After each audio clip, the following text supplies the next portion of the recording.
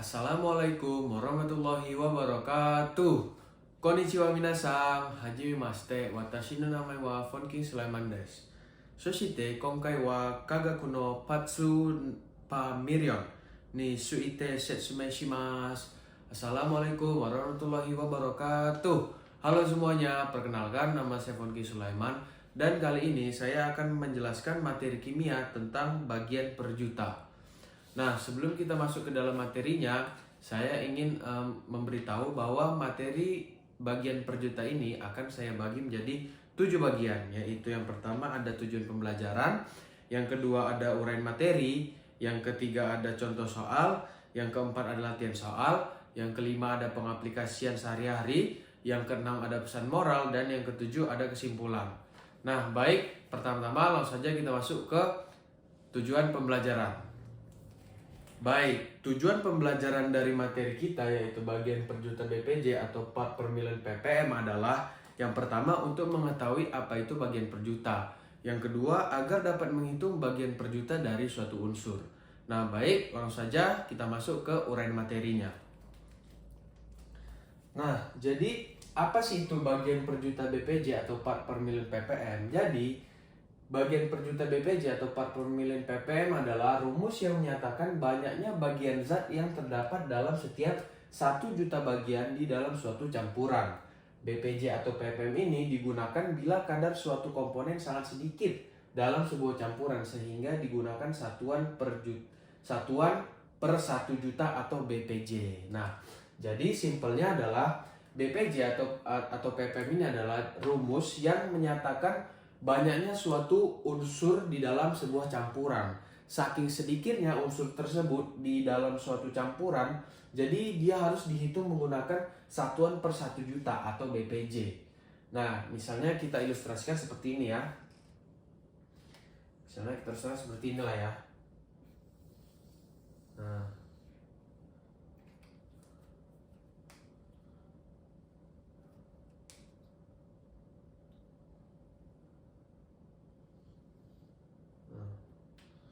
Nah, ini adalah campuran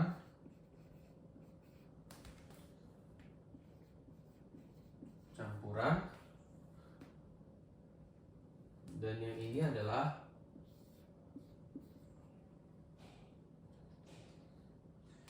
dan yang warna biru ini adalah komponennya atau unsurnya gitu loh, atau ya unsurnya aja kita buat unsur. Nah, jadi dikarenakan sebuah unsur ini sangat sedikit di dalam sebuah campuran, makanya dia harus dihitung menggunakan satuan per 1 juta atau BPJ. Nah, dalam materi bagian per juta BPJ atau part per million ppm ini ada sebuah rumus yang harus kalian tahu nih teman-teman. Nah, jadi rumusnya adalah, rumus untuk mencari ppm ini adalah, kita buat di sini.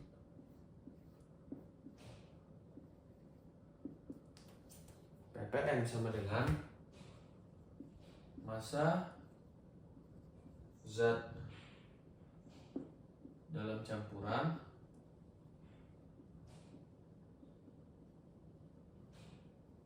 dibagi dengan massa seluruh campuran. Massa seluruh campuran dikali dengan 1 juta. Atau di sini kita buat 10 pangkat 6 aja ya, 10 pangkat 6. 10 pangkatnya 6 kan sama aja 1 juta.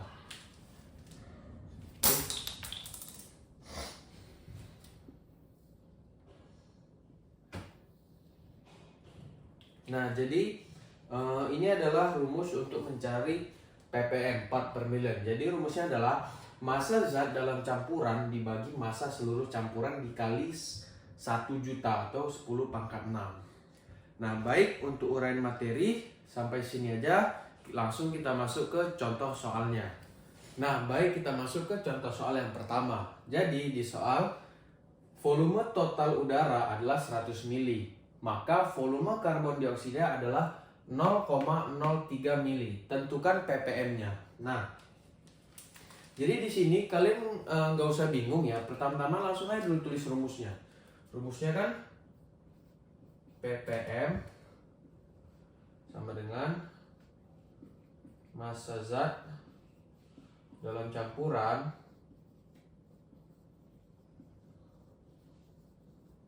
dibagi dengan massa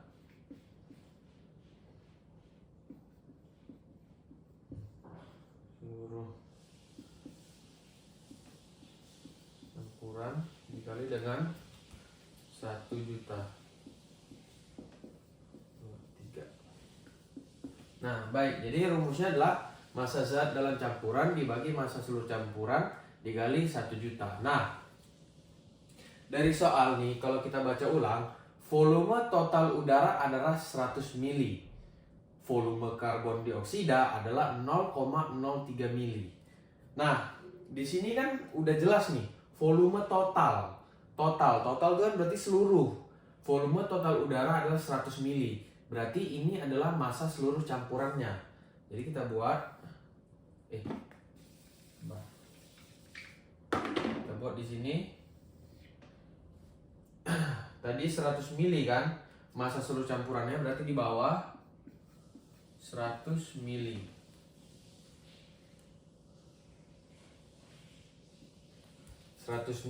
Lalu maka volume karbon dioksida adalah 0,03 mili. Berarti itu adalah massa zat di dalam campurannya. Jadi kita buat 0,03 mili dikali 1 juta. Nah, kalau sudah dapat kayak gini ya udah tinggal gampang aja. Sama-sama mili kan, milinya kita coret. Lalu ini 100 nolnya 2, berarti ini kita coret 2, di sini coret 2. Berarti sisanya adalah 0,03 dikali dengan 10.000. Yang dimana hasilnya adalah 300, satuannya ppm. Jadi hasilnya adalah 300 ppm. Seperti itu ya teman-teman cara mencari ppm dari ini soal yang pertama. Nah, mungkin kalau misalnya kita lihat nih dari soal ini, dari pengerjaan ini, kan dia yang atas pasti selalu lebih kecil kan daripada yang bawah. Nah, kalau saya ingatnya, pokoknya yang atas itu paling kecil, lalu yang bawah itu yang paling banyak, karena kan namanya total. Total udah pasti lebih banyak daripada massa zat yang ada dalam campurannya. Jadi kalau saya ingatnya yang atas paling kecil dibagi dengan yang bawah paling banyak dikali 1 juta, seperti itu. Nah baik, contoh soal pertama sudah selesai, kita lanjut ke contoh soal yang kedua. Nah baik, kita masuk ke contoh soal yang kedua. Diketahui 0,01 gram raksa dalam 100 kg air laut, berapa ppm kadar raksa dalam air laut tersebut? Nah, pertama-tama seperti biasa tadi, kita masukin dulu rumusnya, yaitu ppm sama dengan massa zat dalam campuran dibagi dengan massa seluruh campuran.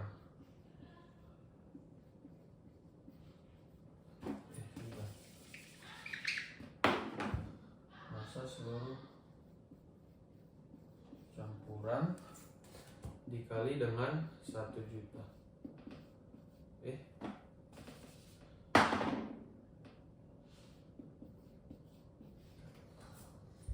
Nah, kalau kita lihat dari soal, diketahui 0,01 gram raksa dalam 100 kg air laut. Nah, yang paling besar kan 100 kg air, berarti ini udah pasti di bawah. Ya udah, berarti yang 0,01 gram raksanya di atas, berarti jadi seperti ini. 0,001 gram dibagi dengan 100 kilogram dikali dengan 1 juta, sebentar. Kali dengan oke. Nah, di sini kalian tidak bisa langsung mengerjakannya. Kenapa? Karena satuannya berbeda. Jadi, yang pertama harus kita lakukan adalah mengubah kilogram ini menjadi gram. Jadinya 0,001 gram dibagi dengan kilo ke gram kan turun berapa tuh? 1000 kan? Jadi 100 dikali 1000. 1000 kan nolnya 3, jadi 1, 2, 3. Gram.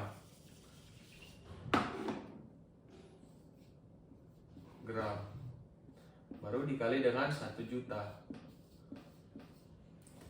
Nah, jadi setelah sudah dikonversi menjadi gram, barulah kita bisa kerjakan. Jadi ini habis. Baru tinggal ini coret berapa? Dicoret 5. Ini juga sebentar.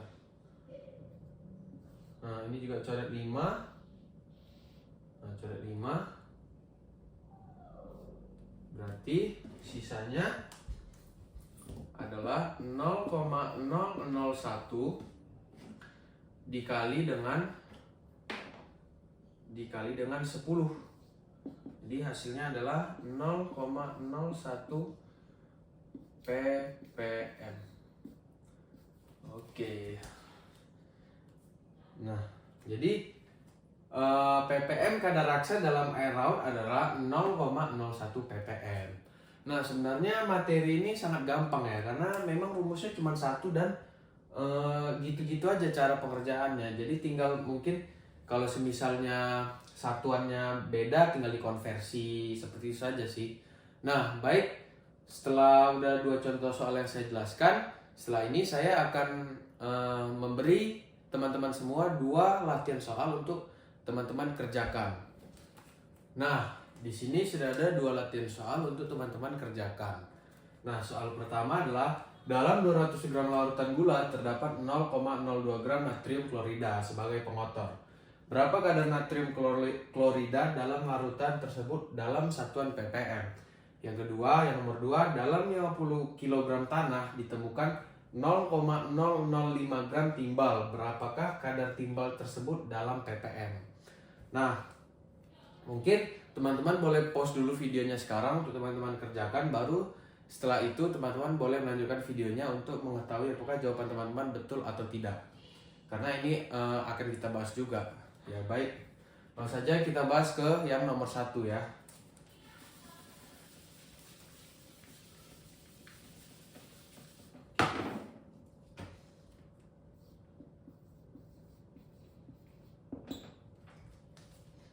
Nah, sama seperti tadi ya, kita tulis dulu rumusnya.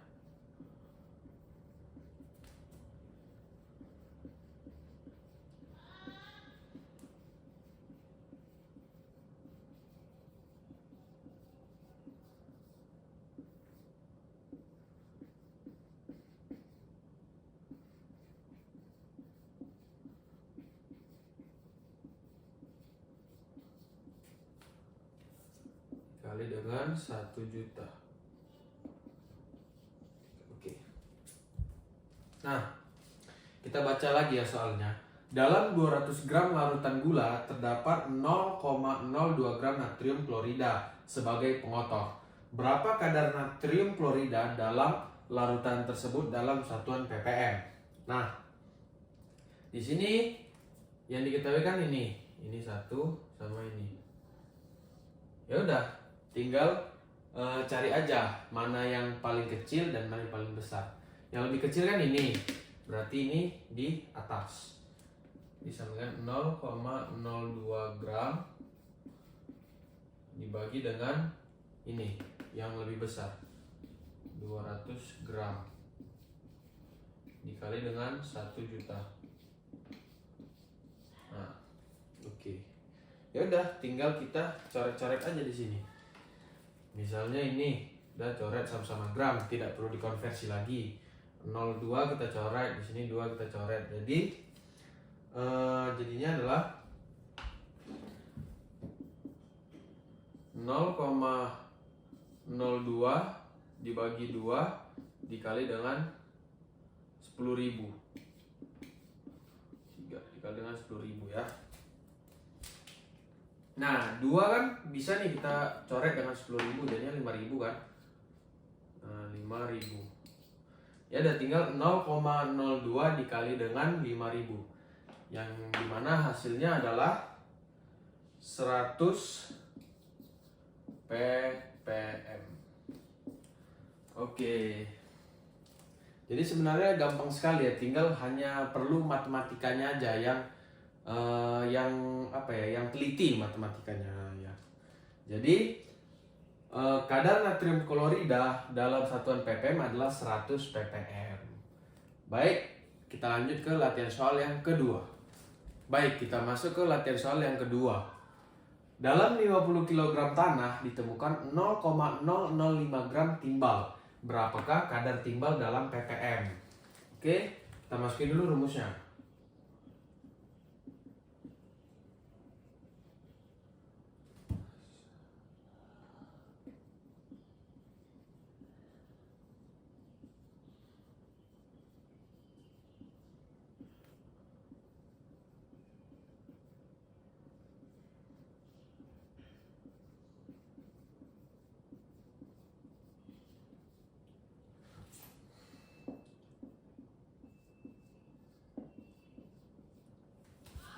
Ya, lagi dan lagi rumusnya tetap sama, yaitu massa zat dalam campuran dibagi massa seluruh campuran dikali 1 juta.